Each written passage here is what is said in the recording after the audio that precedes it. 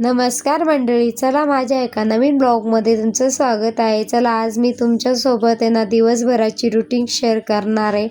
तेच आणि आरुषच्या पप्पाचं पहिलं आवरून दिलं आणि त्याच्यानंतर म्हटलं चला हे पण पूर्ण आज राडा काढेल होतं. जेवढं छोटं घर असलं ना, छोटं राहो की मोठं राहो घर, आपल्याला जेवढं पसारा होतो म्हणजे होतोच. आणि लहान मुलगा जर घरात असलं ना, ज्यांच्या घरात लहान मुलं आहेत त्यांना तर माहितीच आहे किती पसारा होतो. आपण किती आवरण्याचा प्रयत्न केला ना तरी तेवढाच पसारा होतो. आणि माझं तरी तसंच आहे, छोटं घर आहे पण एवढा पसारा होऊन जातो ना की खूपच कंटाळा येऊन जातो आवरायला. पण मग कोण करणार, आपल्यालाच करावं लागणार आहे, आपले कामं आपल्यालाच करावं लागणार आहे.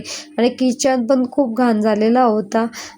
थोडे दिवस मी त्याला म्हणजे बस इग्नोर केलं, पण मग म्हटलं नको, आता इग्नोर नको करायला.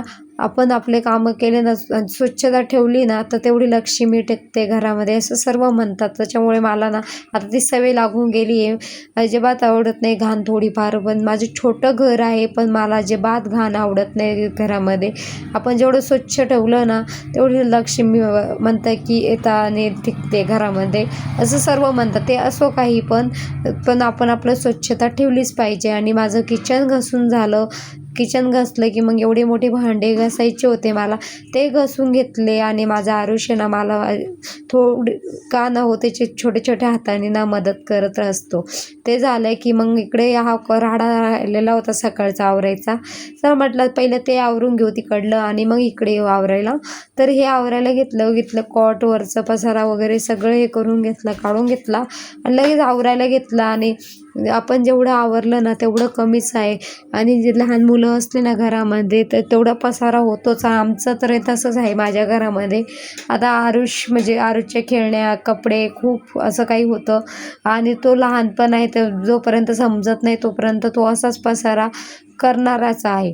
त्यामुळे मग त्याला काहीच बोलता येणार नाही मला. आणि ते माझं आवरून घेतलं आणि त्याचं पण काय मस्ती चालू होती. लगेच त्याच्या आंघोळीसाठी ना मी पाणी ठेवून दिलं. बाकीचे कामं पण आवरून घेतले. आणि माझी आज आंघोळ राहिलेली होती, आंघोळ करून घेतली, त्याची पण आंघोळ घालून दिली. आंघोळ घातली की मग ते बाकीचे कामं पण आवरायला घेतले. आणि असाच दिवस होता. चला इथे ब्लॉग एंड करते. आवडला असेल सबस्क्राईब करा, लाईक करा. भेटू नेक्स्ट ब्लॉगमध्ये.